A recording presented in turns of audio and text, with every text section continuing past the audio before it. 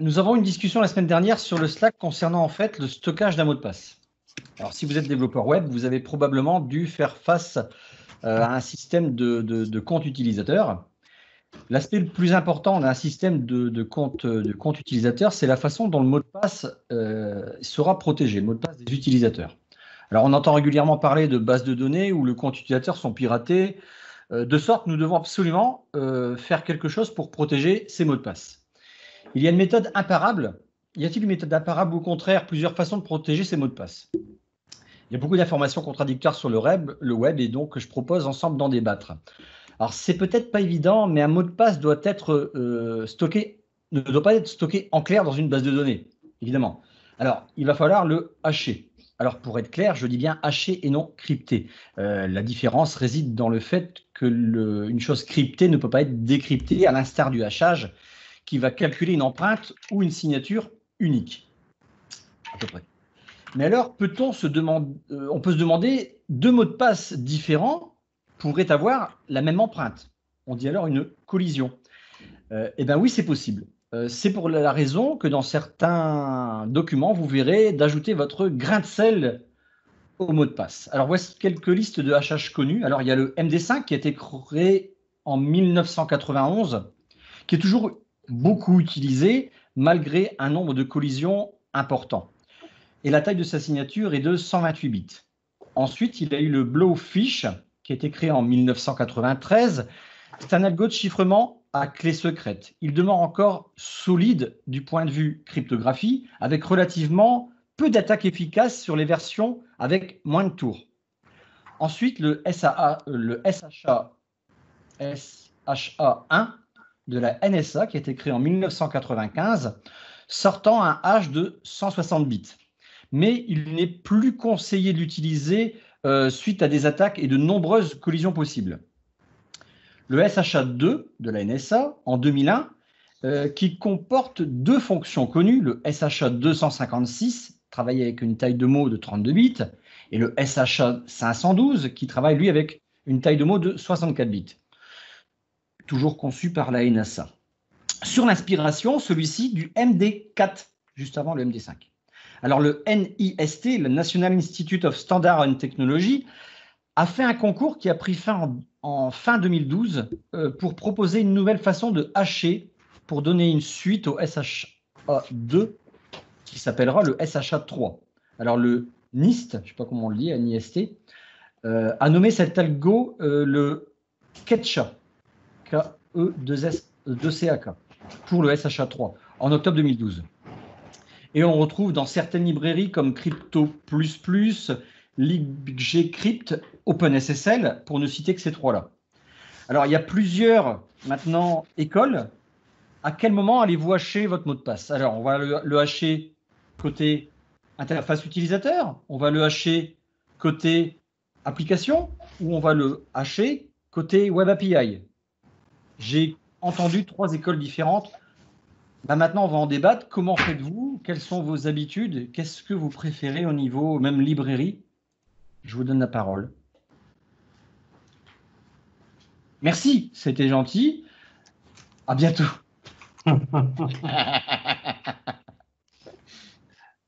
Déjà pour moi, tu parles ici de l'endroit où ça doit être haché. Dans tous les cas, pour moi, ça doit être du côté server-side, que ce soit un website ou une web API derrière. Ça doit être du côté server-side parce que si tu le mets en client-side, ça veut dire que tu vas offrir la possibilité à un éventuel hacker de voir quelle est la façon que tu vas utiliser pour hacher ton password. Après, par contre, la librairie, ça dépend de celle que tu veux utiliser et laquelle tu veux mettre en place. Ouais. Oui, moi je suis d'accord là-dessus aussi. J'ai pour peut-être lancer le débat réellement sur des aspects un peu plus techniques, on va dire. J'ai repris des notes parce qu'on a eu cette discussion-là. Je regardais dans mes notes en novembre de l'année passée, donc novembre 2019. Donc, dans une société pour laquelle on a fait un développement, en gros, c'est Web API d'un côté, Angular de l'autre côté. Mais donc, le principe est le même, c'est on a un client qui se connecte sur un serveur et on a un serveur qui permet de s'authentifier. Donc, on envoie en gros des credentials, on envoie des paramètres et puis le serveur doit vérifier dans la base de données. Et la question, c'était ça, effectivement, qu'est-ce qu'il doit vérifier, qu'est-ce qu'on enregistre dans la base de données. Donc, j'ai repris peut-être... Je vais partager l'écran, ça sera plus simple. J'ai repris... hop, si je partage ça, ça marche ça? Ouais. Normalement, vous devez voir mon PowerPoint. Donc voilà en gros ce que nous, la société de consultance, est venue nous dire. C'est que d'abord dans la base de données, donc ça c'est juste des idées que je lance et puis après vous me direz un peu si vous travaillez là-dessus ou pas. Hein.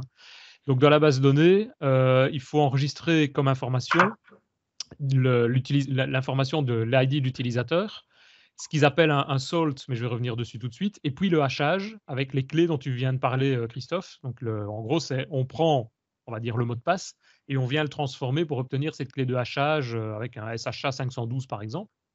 Mais eux, ils demandaient, et c'est ça qu'on avait dû faire comme modification par rapport à ce qu'on faisait habituellement, ils demandaient de rajouter une clé de salt, c'est-à-dire que en clair, c'est quoi? C'est une clé aléatoire qui est modifiée à chaque fois qu'on demande de générer ou de remettre un mot de passe à 0. Donc, si l'utilisateur dit « je réinitialise mon mot de passe », on va avoir, avec une clé de hachage, en général, ce qu'on va faire, c'est on va passer dans un algorithme et on va utiliser une clé secrète, par exemple, qui va permettre d'obtenir, de générer, on va dire, si c'est un JWT, de générer le JWT correspondant. Là, ce qu'ils demandent, c'est d'avoir cette fameuse clé, ce qu'ils appellent la Global Secret, donc une clé aléatoire, qui est stocké de manière forte, notamment, par exemple, il y a des coffres-forts dans Azure pour faire ça.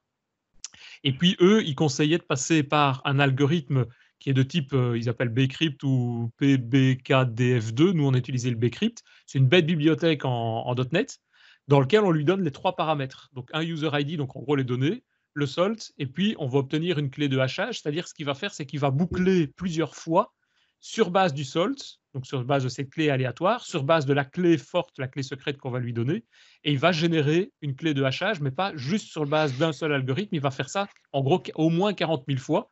Ici, dans les premiers éléments, je pense qu'on met quelques paramètres et on arrive vite à 32 000 itérations. Et donc, il va en gros, c'est hacher le hash du hash du hash du hash du hash et ainsi de suite. Et cette information-là, c'est ça qu'on va sauvegarder dans la DB.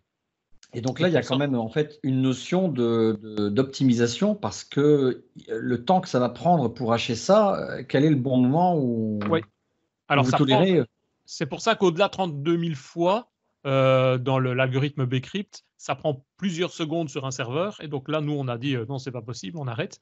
Mais par contre, accepter quelques mois, je crois qu'on a moins d'une seconde pour faire ces 32 000 itérations. Et ça, c'était encore acceptable pour le processus. Donc, le salt, le grain de sel que tu vas saupoudrer, le mot de passe, du coup, tu le génères comment? Tu l'as dit tout à l'heure, mais tu peux répéter ça? Il est généré aléatoirement. C'est une clé aléatoire pour chaque personne et on garde cette clé. C'est-à-dire on ne garde pas juste une clé unique qui est la clé de l'algorithme du hash, mais on va garder la clé forte donc, de l'algorithme du hash. Et en plus de ça, on garde dans la DB, pour chaque utilisateur, on garde une valeur, c'est une valeur, un code de 128 bits qui est gardé dans la DB, qui est en parallèle avec le user ID, quoi. Oui, parce que à la fin, effectivement, j'avais été choqué les premières fois où je hachais, je retrouvais jamais la même mot de passe. Pour le même mot de passe, j'avais différentes sorties différentes parce que ma clé de mon grain de sel, du coup, je le stockais pas et je n'utilisais pas la fonction verify. Ouais. Belle erreur de débutant. C'est-à-dire que tu prends un 2, 3, 4, tu le hashes. Tu reviens vers... Ah bah tiens, je vais comparer ton 1, 2, 3, 4 contre le hash de 1, 2, 3, 4. Et merde. Tu comprends? Non, c'est ça. C'est pour ça que ce grain de sel en question, cette clé-là, c'est une double clé en quelque sorte. Tu as une clé de hash dans le système, global pour tous, qui est propre à ton système. Et puis, tu as une clé par utilisateur, de telle sorte que même si quelqu'un arrive à rentrer dans le système, il ne sait pas, puisque l'objectif, c'est de reprendre le mot de passe, de le rehacher, mais même s'il obtient, par on ne sait quelle manière, l'ADB et la clé de hachage, il ne va pas quand même pouvoir réussir à retomber sur le mot de passe. D'autant plus qu'on va faire ça 32 000 fois, et donc, ou 40 000 fois, et donc ça devient quasiment impossible d'obtenir cette fameuse clé de hash. Enfin, si le mec il arrive dans la base de données, ça y est, il a gagné. Sauf si... Oui. Sauf si on rajoute du poivre avec ton sel. Qu'est-ce que tu veux dire du poivre? Alors, tu as parlé de... Non, ce n'est pas une blague. J'aimerais bien, mais ce n'est pas une blague. En fait, il y a le concept de salt, donc de ce que tu as décrit, Denis, mais il y a aussi le concept du poivre qui est d'ajouter au sel, qui est, comme tu l'as dit, propre à chaque utilisateur, à chaque entrée, ajouter un poivre qui est une chaîne de texte random qui doit avoir une certaine taille. Je crois qu'on parle de 30-40 caractères avant de faire ton hash. Donc du coup, tu vas faire un hash du mot de passe, du sel et du poivre. Et ce poivre-là, tu vas le garder en dehors de ta base de données. Un fichier de configuration, ou si on est dans Azure et qu'on va faire les choses propres dans un Azure qui volte. Et ce qui fait que si quelqu'un arrive à obtenir peut-être l'accès à ta base de données de prod, mais plus simplement, parce que l'accès à la base de données de prod, c'est peut-être un peu compliqué, mais peut-être qu'un backup, c'est un peu plus simple. Parce qu'on n'a pas la même attention à la sécurité sur les backups de nos bases que sur la base de prod, et ben, il ne pourra pas essayer de faire des attaques type replay, donc d'essayer de rejouer, ou de type Rainbow Table. Donc ça, c'est ce que tu décris, Denis. C'est pour ça qu'on a le sel. Parce qu'en fait, il y a des bases, il y a des sites internet qui existent en fait, où on met le MD5 ou le SHA-1 et ça nous donne le texte à l'origine. Par brute force, je suppose. En fait, c'est même pas du brute force, c'est que on le sait tous, hein, les gens utilisent globalement les mêmes mots de passe partout, voire des mots de passe assez bêtes. Et donc, il y a des gens, qu'est-ce qu'ils font? Ils vont prendre tous les mots de passe usuels, des failles de sécurité qu'il peut y avoir sur plein de sites, et ils vont calculer les hashes des 1000 mots de passe les plus utilisés dans le monde. Et du coup, si on n'a pas fait de sel, ben, c'est facile de retrouver le mot de passe de quelqu'un. On a la table de correspondance. Donc, même si ça dure 32 000 opérations sans la partie du sel, si ça dure X temps, ben en fait on l'a fait une fois et un hacker un peu entraîné a ça accessible assez facilement. Comme je vous dis, il y a même des sites MD5 Reverse, etc. qui proposent ça directement, quoi. Et justement, il n'y a pas. Est-ce que c'est encore utile du coup à part la longueur d'un mot de passe, d'empêcher 1, 2, 3, 4, 5, 6, 7, 8? Ça, c'est les règles sur les mots de passe. Est-ce que c'est encore utile? Bon, mon avis, c'est que c'est compliqué les règles sur les mots de passe. Je pense qu'une question de longueur, c'est acceptable pour beaucoup de gens. Et en fait, à la question de longueur du mot de passe, c'est une équation, à mon sens, hein. C'est mon avis un peu insoluble, dans le sens où, en termes d'expérience utilisateur, il faut être extrêmement clair. Il n'y a rien de plus énervant que d'aller sur un site, de taper un mot de passe pour créer un compte, de faire OK, et on te dit « Ah, le mot de passe, c'est pas assez long ». Tu rajoutes 4 caractères, et tu rappuies dessus, il te dit « Ah, mais non, il faut une virgule ». Ah, bah, tu vois, et tu recommences 4 ou 5 fois. Vous l'avez déjà utilisé. Voilà, ou il est déjà présent, ou machin, au truc. C'est insupportable d'un point de vue utilisateur.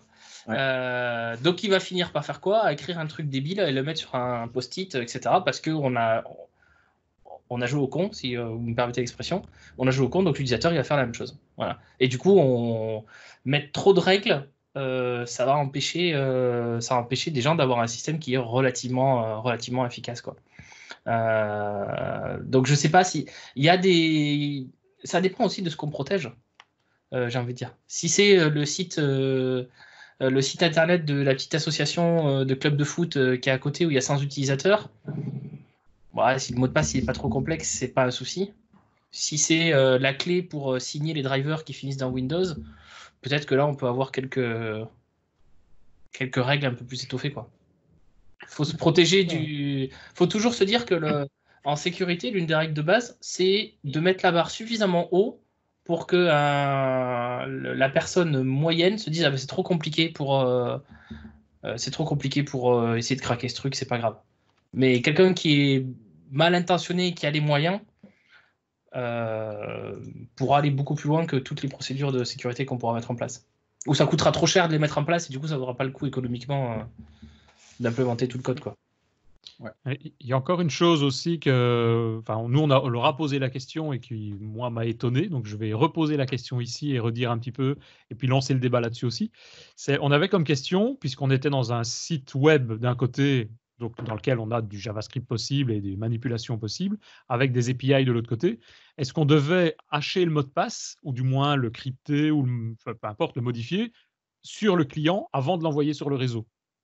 Et pour eux, leur réaction était, encore une fois, moi je ne suis pas spécialiste sécurité, mais leur réaction était, en gros, le mot de passe, ils s'en foutent. On pourrait envoyer entre le client et le serveur le mot de passe, je ne vais pas dire en clair parce qu'il est sur une couche HTTPS, donc il est sécurisé, mais il n'y a pas besoin de le hasher côté client pour qu'il arrive déjà manipulé, puisque nous, on pourrait très bien le hasher côté client et l'envoyer. Et leur réaction était, de toute façon, si on veut suivre les trames qui passent sur le réseau, par exemple, ce qu'on a besoin, c'est voir ce qui passe. Qu'on voit un mot de passe en clair ou bien qu'on voit une clé de hachage, on aura exactement la même facilité de pouvoir après attaquer le serveur, puisque c'est l'information source qui va rentrer dans l'API. La seule différence, c'est que si on crypte ou qu'on hache le mot de passe avant de l'envoyer sur le réseau, c'est que quelqu'un qui utilise toujours le même mot de passe ou quelque chose d'habituel, on aura peut-être moins facile du coup d'avoir un mot de passe si on voit maison bleue.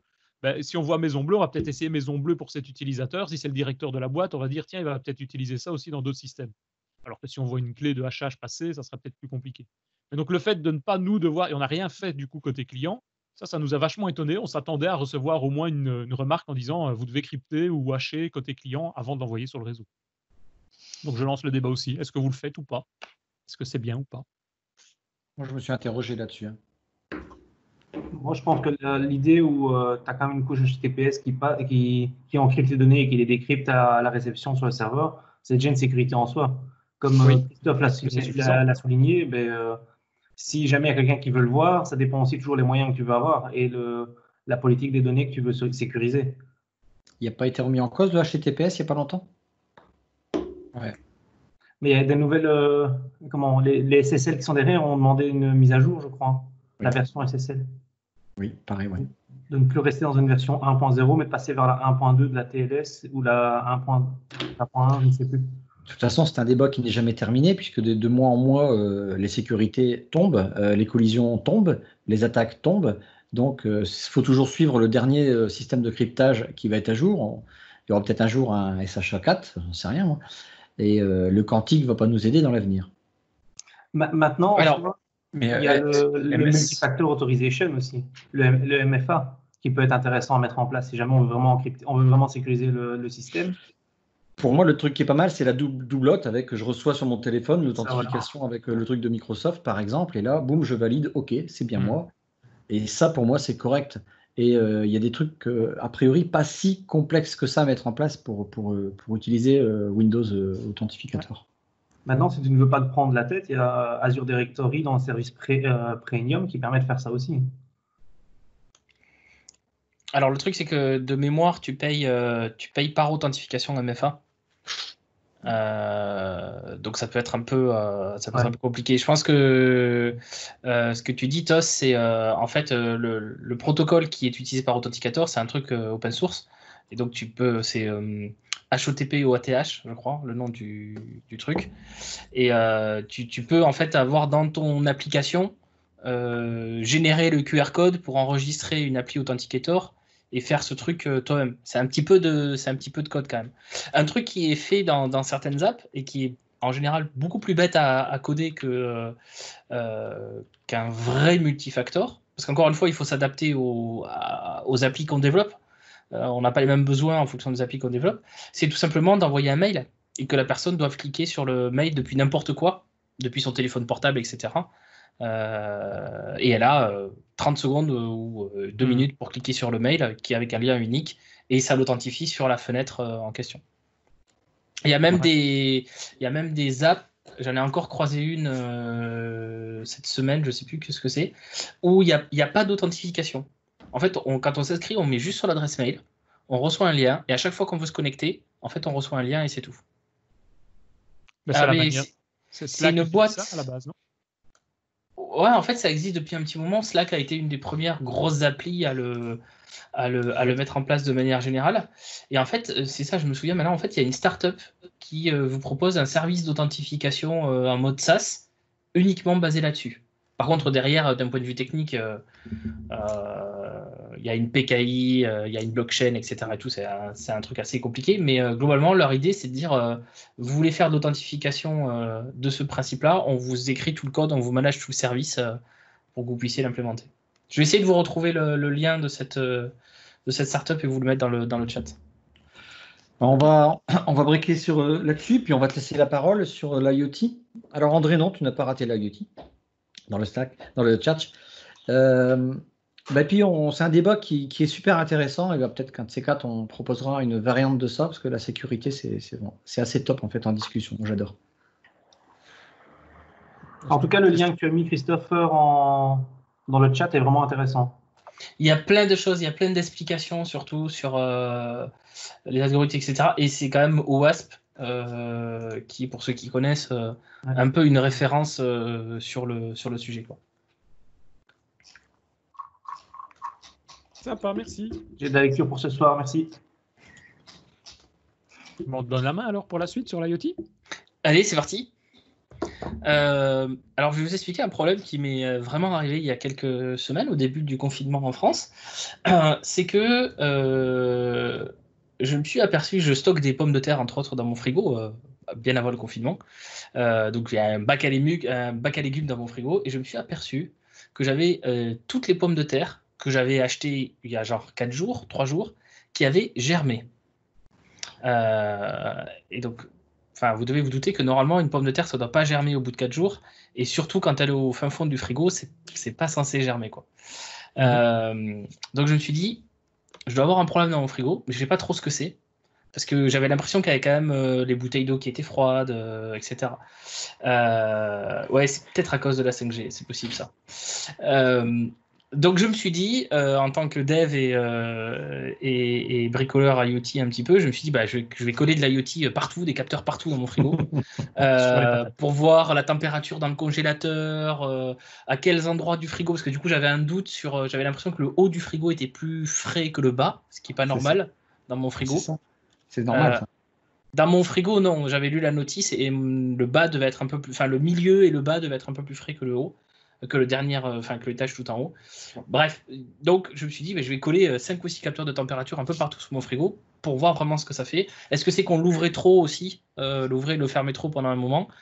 Et donc je me suis dit, allez, je fais ça, c'était un dimanche, je me suis dit, allez, je fais ça, ce soir c'est bon, c'est codé et j'ai des datas. Et puis je me suis dit, bon alors du coup, il faut que j'ai un récepteur, un truc IoT et un récepteur de température. Alors ça, c'est pas très compliqué à faire quand on a un peu les outils déjà à la maison. Je vais vous montrer, hop, là à la caméra, j'ai une petite board IoT avec une grosse antenne Wi-Fi, celle-là, et un petit capteur de température ici. Mais bon, il faut que je code en C un code dessus. Puis après ça, il faut que ça envoie un truc sur Internet. Alors, je ne me suis pas présenté, mais je suis Christopher de Microsoft. Je suis Cloud Advocate chez Microsoft. Donc forcément, je me suis dit, il y a des trucs dans Azure pour pouvoir faire ça. Donc IoT Hub notamment, qui est un service dont je vais vous parler juste après. Mais après, il faut que je stocke les événements dans une base de données. Il faut que je monte une base de données. Il faut que je monte une visualisation. Est-ce que je vais mettre du Power BI, machin. Je commençais à me dire, bon, en fait, je ne vais pas avoir fini cet après-midi, quoi, de faire ce truc-là.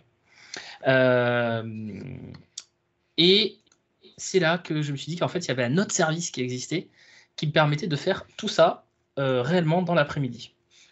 Et c'est ce que je voulais vous montrer, comment on peut faire en 10 minutes ce service IoT. Alors hop, je vais partager mon écran. Est-ce que vous voyez bien mon écran? Ouais. Géant. Alors je vais hop là, je vais zoomer un peu quand même parce que c'est tout petit. Voilà. Donc voici, je suis sûr que ça vous passionne, les données de mon frigo sur une dizaine de jours. Donc vous avez la température là sur le côté. Alors là ça descend.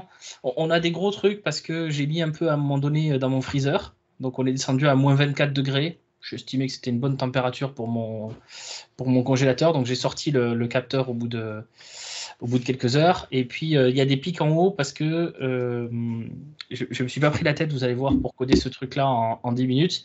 Et du coup, j'étais obligé de... J'ai des batteries... hop là. J'ai des superbes batteries rechargeables Edge qui alimentent en fait ma carte. Comme ça, je fous tout dans le frigo. J'ai pas de câble qui sort du frigo pour l'alimentation électrique. Et le temps que je les sorte pour remplacer les batteries une fois par jour, j'ai des pics de température. Mais globalement, j'avais un frigo qui oscillait entre 6 et 10 degrés, ce qui n'est pas terrible pour un frigo. Alors, comment j'ai fait ça? Alors, la première chose que j'ai utilisée en termes matériels, parce que ça commence un peu par là, c'est ceci. Alors, je fais un truc parce que ma caméra déconne, mais voilà. Alors, vous devez voir une superbe image ultra pixelisée. Je vous en montre une autre à la caméra. Ça, c'est un NX chip. Donc c'est une board en fait toute faite, ça coûte 40-50 € à peu près. Ce qu'il y a de bien dans cette board, c'est que pour ce prix-là, en fait, on a énormément de choses. On a un écran LCD, on a 2 LED que l'on peut utiliser, on a 2 boutons poussoirs. Je ne sais pas si vous voyez bien, il y a A et B. On les voit aussi là sur l'écran, un bouton ici A, un bouton B. On a sur le bas, vous voyez pas bien, mais on a tout un tas de capteurs qui sont déjà intégrés, accéléromètre, température, humidité, pression, magnétomètre, etc. Donc on peut faire plein de trucs, des détecteurs d'ouverture de porte, etc. On colle un aimant sur la porte et on met ça à côté de la porte et on est capable de détecter que la porte s'ouvre, par exemple. Ça t'évite plein de câblage, ça c'est génial. Exactement, parce que sinon on est obligé de se trimballer. Vous voyez, j'ai des poches de câbles jumper et puis il y a des boards de connexion. Tu peux rappeler le nom? Alors ça, c'est le MX Chip. Je vais vous le taper dans le chat. Hop là. MX Chip. Voilà. Et surtout, bon, il a même un micro, une prise casque, etc. On peut faire un traducteur Vulcain avec. Il y a quelqu'un qui a fait ce projet-là sur Internet. Il y a un petit ordinateur embarqué qui est ici, qui est un ESP32, si vous connaissez, un petit microprocesseur que l'on programme en C. Et il y a une antenne Wi-Fi et du Bluetooth qui est intégré. Il y a la totale. Donc pour ce prix-là, c'est top parce que on peut vraiment faire énormément de choses. Et c'est 40-50 €. Oh putain, c'est que dalle. Donc alors si on voulait faire des capteurs de température pour une usine qu'on voudrait en mettre 100, c'est très cher. Parce que le capteur de température, il coûte 80 centimes. L'ordinateur, lui, j'en ai d'autres qui sont que je pourrais vous montrer après, quand je les aurai trouvés, parce que c'est le bordel dans mon truc. Mais l'ordinateur, on peut commencer à l'avoir pour 3 €, juste ce petit truc-là, avec le Wi-Fi. Donc ça peut coûter vraiment pas cher. Mais là, l'avantage de cette carte-là, c'est que pour un prix relativement raisonnable, on a tout et on peut prototyper plein de choses. Et après, l'étape 2, c'est on va vraiment choisir les bons composants qu'on veut pour réduire le prix du truc. Et si on veut, on a même une carte ici d'extension, enfin des pins d'extension, donc on pourrait brancher des servos moteurs, enfin on pourrait brancher d'autres capteurs, plein de trucs. Donc ça, c'est la première étape. Et j'utilise un truc qui va m'éviter de coder quoi que ce soit. Ça s'appelle IoT Central. Donc IoT Central, c'est une offre c'est un service dans Azure qui vous permet en fait de créer des applications IoT, des dashboards IoT sans rien coder. Alors c'est un peu magique. Donc je vais vous montrer des mots de VAPS.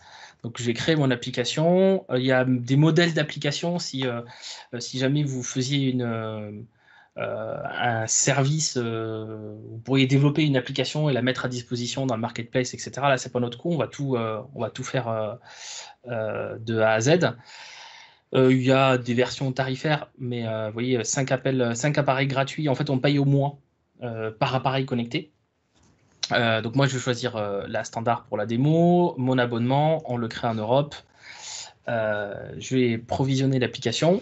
Et en fait, la grosse magie de IoT Central, c'est que il y a déjà une base de données de device IoT qui existent et qui sont capables automatiquement de se connecter à IoT Central. Donc vous voyez là la liste de devices qu'on peut acheter sur le marché qui existent déjà. Donc là, il y a un capteur de température et d'humidité. Il y a des trucs un petit peu plus avancés, des caméras... genre des caméras qu'on peut fixer sur des taxis, sur des voitures. Et dans la liste, il y a tout en bas notre petite MX Chip. Il y a Raspberry, tout ça, non? Alors, il n'y a pas Raspberry aujourd'hui. Pourquoi? Parce qu'en fait, ton Raspberry n'a pas de sensor intégré. Ah oui. Et donc, oui, on pourrait faire un programme ou une image Linux qui se connecte à IoT Hub, mais elle n'enverrait pas de données. Donc, ça n'a pas trop d'intérêt. Par contre, si tu voulais créer une solution d'affichage digital, tu sais, les grands écrans là, qu'on a dans des salons de coiffure, dans les pharmacies, etc., tu pourrais faire ton image de Raspberry Pi et la mettre là-dedans, par exemple. Donc personnalisé, donc là voilà, c'est le MX Chip, il n'y a aucune personnalisation à faire. Et en fait, ce qu'il y a derrière ce modèle d'appareil, c'est qu'est-ce qui est capable de faire cet appareil-là, ce device IoT-là.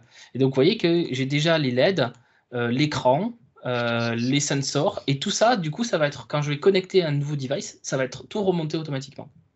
Au départ de ta session, je pensais que tu étais super intelligent, mais en fait. Mais non, j'ai rien fait.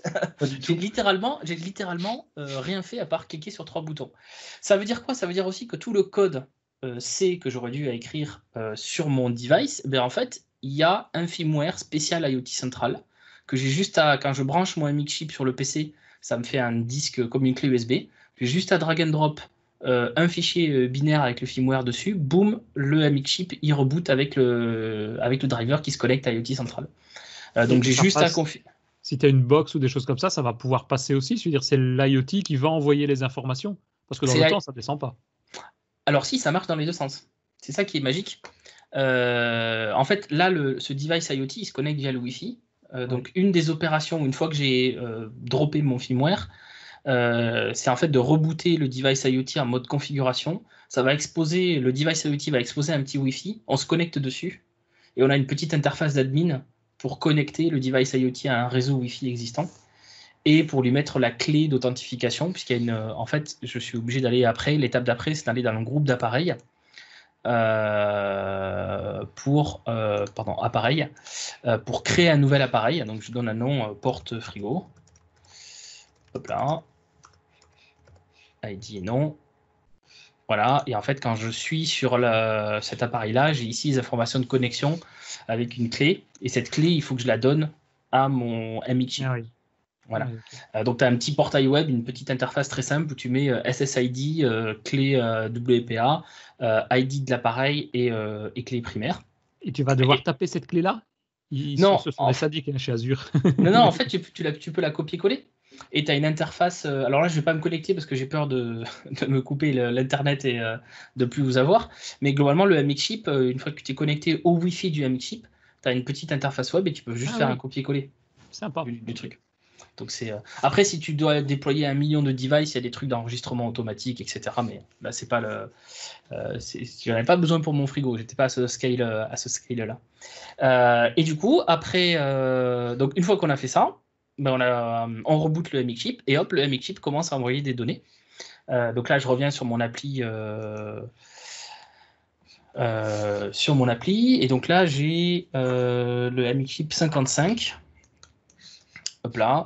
Alors, je vous remontre le MX chip là. Hop là, donc le 55. Et donc, je peux avoir ici les informations propres à ce device-là.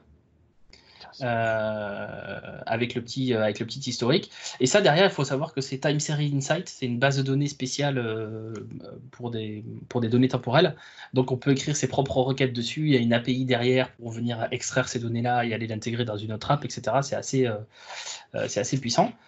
Et alors, j'ai quelques minutes, je vais faire 2 petites choses. La première, c'est que je vais utiliser une bombe d'air pour venir refroidir le capteur, pour qu'on voit que ça marche. Voilà. Donc là, je me suis gelé les doigts. Et dans quelques instants, on va voir ça. Donc, on peut mettre un marqueur pour dire là, j'ai fait quelque chose. C'est toi qui fais la mise à jour, enfin, je veux dire, la fréquence de mise à jour, c'est toi qui la configure? Alors non, il y a une fréquence de mise à jour qui est automatique. Et après, le firmware tel qu'il est fait aujourd'hui, il envoie toutes les 10 secondes une update au serveur. Mais on peut faire des trucs encore plus cool, c'est qu'on peut avoir des commandes.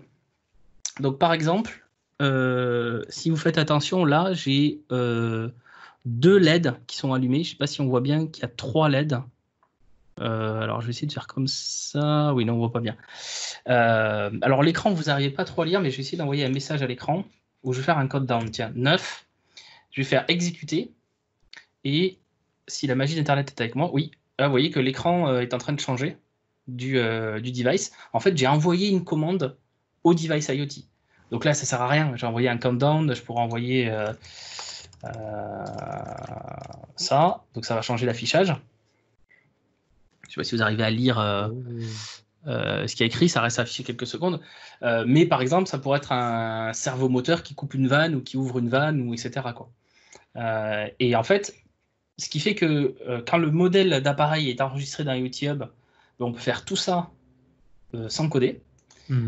Et si vous êtes dev et que vous développez votre device IoT, là, vous pourriez vous intégrer à IoT Hub et en fait avoir toute l'interface de gestion des appareils, des tableaux de bord, etc. que vous n'avez pas à coder, puisque tout est déjà codé pour vous. Et on peut faire l'inverse. Là, tu envoies des infos à l'IoT, enfin au device, mais tu peux dire exécute-moi ou appelle-moi une API si jamais la température descend en dessous de moins 15. Alors, tu as des règles. Tu as un système de règles où tu peux dire, voilà, si là, c'est la température est supérieure à 8, alors tu m'envoies un email. Ou tu appelles un webhook. Voilà. Et est-ce qu'on a un mode où on peut voir le code? Alors, je présume que si on se connecte directement à l'appareil, on peut voir le code qui est en mémoire?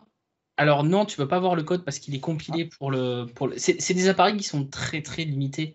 Je crois que celui-là a... Si je dis pas de bêtises, il a 4 mégas de RAM. Je crois qu'il a 12 mégas de mémoire en tout. Donc 12 mémoires pour l'OS,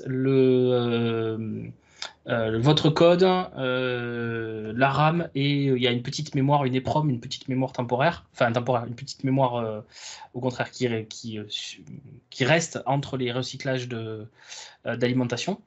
Donc c'est tout petit, tu peux pas voir le code. Par contre, le code du firmware Azure IoT Central pour le M-Chip est open source. Donc tu peux aller sur le bon repo GitHub et tu peux voir le code. Non, je parlais de notre code qu'on envoie qui est généré. Ce que tu crées dans l'interface crée forcément un code C, comme si tu l'avais fait toi-même. Il doit être quelque part. Tu veux dire pour les commandes là? Ouais, est-ce que tu le code qu'on exécute? Ouais. En fait, c'est des commandes, ça veut dire qu'à l'intérieur effectivement de ton code C, mais tu l'as déjà programmé à l'avance sur ta board, tu as un handler global d'événements qui te passe le nom, une chaîne de caractères qui contient le type de la commande, et après il peut y avoir des paramètres, et à toi de faire un switch case, un if, enfin tu fais comme tu veux. Ça c'est un truc qui existe dans IoT Hub, qui est un produit un petit peu plus pour les développeurs qu'IoT Central. Mais en fait, le code, c'est pas toi qui l'écris, je l'ai pas codé dans Azure IoT Central. Je l'ai codé dans le firmware. Et à un moment donné, j'ai dit, si IoT Central t'envoie une commande, alors tu as une méthode qui processe la commande. Donc à un moment donné, tu as une méthode qui reçoit, quelle que soit l'action que je fais sur cet écran, c'est la même méthode qui le reçoit et qui après dispatche sur une méthode spécifique pour chacune des actions. D'accord. C'est génial. Et John a mis c'est ça, si je lis bien son prénom, a mis le lien sur Amazon, dans le chat, le lien Amazon pour l'acheter. C'est ça. C'est que dalle. Moi, j'avais tout le kit Arduino, mais là, je vois, c'est rien du tout, quoi. Je sais même pas, tu parles. Comme dit Thierry, 12 mégas, c'est énorme, ouais. Après, même, comparé à mon Arduino, je sais plus combien qu'il y avait dessus, en fait. Alors, j'ai plein de modèles, en fait. Moi, j'ai le Uno.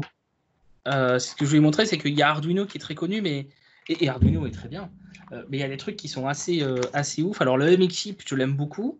Une autre que j'aime bien, ça manque un peu de maturité, mais c'est une très bonne conception. C'est une très bonne idée. C'est le M5 Stack. Donc c'est tout petit. Hein. Si je vous montre ça, c'est au format carte de crédit, la batterie. Donc c'est petit, je crois que ça fait 5 cm par 5 cm. Et le M5 Stack, en fait, donc c'est la même chose, c'est un ESP32 avec plein d'écrans, enfin un écran et 3 boutons et quelques connecteurs, mais en fait, ils ont un système d'extension. Ça veut dire que le M5 Stack, en fait, je peux l'ouvrir. Je vais essayer de ne pas le casser, mais je vais y arriver. J'en ai déjà cassé un, donc je suis un peu précautionneux. Voilà, je peux l'ouvrir, et en fait, je peux rajouter des modules. Et donc, il y a par exemple... ici, j'ai un module batterie. Et donc, je peux venir mettre par-dessus mon bas, je mets le module batterie. Et puis, ici, j'ai un autre module, un module 4G, avec la petite antenne. Je ne sais pas si vous la voyez bien, l'antenne, parce qu'elle est toute fine. Donc, je vais mettre mon petit truc, et puis je vais mettre mon chapeau. Et donc, ils ont fait toute une série de modules comme ça, ce qui permet de prototyper sans souder, en fait. Parce qu'on a un capteur de température, machin. Ils font la même chose en format stick avec une caméra. Donc en fait, si on se dit que l'IoT, c'est pas franchement fait pour nous, Parce qu'il faut souder, commencer à mettre des résistances, machin, etc. Maintenant, on a des trucs qui, pour un dev, nous permettent vraiment de faire des trucs super cool. Et le M5 Stack, on peut le programmer en C, en Python. Et il y a un projet, alors j'ai pas eu le temps de le tester encore, mais il y a un projet pour faire tourner du C# dessus. C'est Edge compatible ou pas trop? Edge dans le sens... IoT Edge, ouais. Alors IoT Edge, non. Parce que IoT Edge, il faut pouvoir runner des conteneurs Docker dessus. Par contre, c'est certifié Azure, tu peux le connecter à IoT Hub. Ok. Voilà. Ok. Voilà comment. Donc le fin mot de l'histoire, c'est que mon frigo était cassé, j'en ai acheté un neuf, et ça a été compliqué de me le faire livrer dans cette période. Voilà. Et donc avec ça, tu as pu voir qu'il n'était pas cassé, c'est ça, ou qu'il était cassé? Il était cassé. Ah. Il était cassé, et si on regarde l'analyse un petit peu plus finement, MX chip. Donc j'ai aussi l'humidité et la pression, mais ça c'est pas des trucs importants. Qu'on regarde une période comme ça, toutes les 5 minutes, en fait, ce qu'on voit, alors je vais raccourcir le. Ce qu'on voit, c'est qu'en fait, ça c'est quand j'ai changé la batterie, mais c'est qu'en fait, il change beaucoup de température. Vous voyez, il y a des cycles comme ça où il passe de 8 degrés à 12 degrés, et puis il redescend, il remonte, et j'ai ce pattern-là très très fréquemment. Et donc, j'ai jamais réussi à savoir si c'était un problème de moteur ou si c'était un problème d'électronique, puisqu'à un moment donné, il y a un thermostat qui déclenche le fonctionnement du moteur. J'ai essayé de regarder un peu le thermostat, de changer la molette. Vous savez, il y a une molette pour régler la température du frigo. J'ai trouvé plusieurs trucs sur Internet pour tester ta molette. Ça avait l'air de fonctionner. Donc, je sais pas trop, mais ce qui est sûr, c'est qu'il alternait. Et puis voilà, la température... parce que là, j'ai donc une moyenne sur 2 minutes, mais si on fait une moyenne sur 3 heures, c'est souvent au-delà de 9-10 degrés, quoi. Donc c'est quand même pas terrible pour... En fait, c'est un frigo oscilloscope, quoi. C'est ça, exactement. D'accord. C'est un frigo alternatif. Voilà, c'est ça, voilà. Merci beaucoup, en tout cas. C'est chouette, super projet, c'est vachement cool. On va peut-être juste switcher, mais peut-être très rapidement, il y avait un dernier petit sujet dont on voulait simplement lancer un peu un débat aussi, juste une question. C'était plus par rapport au framework, à .NET. On sait pour le moment, il y a avant .NET 5 qui arrivera bientôt, on est en framework 4.8, quelque chose comme ça, 4.7, 4.8, donc 4. Quelque chose. On a .NET Core d'un autre côté. Et donc, utilisez peut-être par rapport au chat ou si quelqu'un a des explications à devoir donner, mais qu'est-ce que vous utilisez encore sur vos projets majoritairement? C'est plus du .NET Framework 4.x ou bien du .NET Core? Faites-nous un petit peu voir, et puis est-ce que vous avez vraiment des problèmes avec l'un, des problèmes avec l'autre ou... Donc ça permettra de voir un petit peu. Core. Non, il y en a un, on l'a vu, il a tapé 5 fois Core, donc lui c'est fou. .NET Core. Ah oui, on meurt. À quand le WinForm, c'est WPF multiplateforme? Oui. Je ne sais pas si Christopher a des infos là-dessus. Je ne sais pas si c'est des idées au niveau de .NET 5 qui arrivera. Alors, je sais pas. Alors, j'ai pas d'infos là-dessus. Je vais juste. C'est ce que je fais souvent. Ça m'arrive assez souvent quand les gens me demandent pourquoi on n'a pas ça dans Azure, pourquoi on n'a pas ça dans .NET, etc. Faites l'exercice mental de réfléchir à si vous étiez dans l'équipe .NET et qu'on vous dit écoute, ta mission pour les 2 prochaines années, c'est de coder un WF multiplateforme à partir de l'existant et en assurant une rétrocompatibilité. Parce que si c'est pour changer la moitié du langage de XAML, etc., ça ne sert pas à grand-chose. Allez-y, faites l'exercice de regarder tout ce qu'il faut changer en sachant que WinForms c'est WPF. WPF est basé sur DirectX, qui existe que sur Windows, et que WinForms fait plein de trucs. C'est ça. Et puis oui, WinForms, il y avait aussi des compatibilités avec même des bibliothèques externes qui ne sont pas uniquement WinForms, parce que si on prend WinForms, à la limite, il y a les projets Monoforms qui permettent de faire une partie, mais on est vite limité aussi, on est vite bridé, parce qu'il y a beaucoup de choses qu'on veut utiliser et on sort directement, quoi. Mais c'est vrai, mais je suis d'accord, si du jour au lendemain on me dit tiens, il y a un WinForms ou un WPF encore mieux multiplateforme, je suis partant. Et le multiplateforme, ça veut dire quoi? C'est quoi le multiplateforme? Est-ce que c'est toutes les plateformes du monde? Dans ce cas-là, il y a du boulot. Est-ce que c'est juste Mac? parce que si on regarde le pourcentage des ordinateurs Linux, et j'ai rien contre Linux, j'utilise aussi, hein, mais d'un point de vue UI, pour des applications WinForm existantes, a priori, elles n'auront pas trop de cibles dans Linux.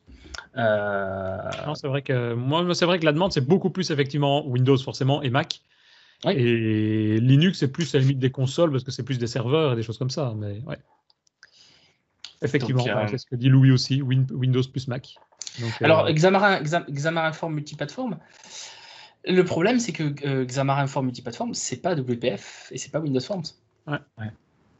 Donc, est-ce que la logique, ça serait prendre tout le code métier, le porter sur .NET Core, comme ça déjà, lui, il est dispo ailleurs, et après, c'est la couche UX qui nous manque. Mais WPF, pour ceux d'entre vous qui font vraiment du WPF et qui font un peu de Xamarin Forms, vous savez qu'on ne parle pas de la même chose, quoi. Il y a quand même un gap entre les deux.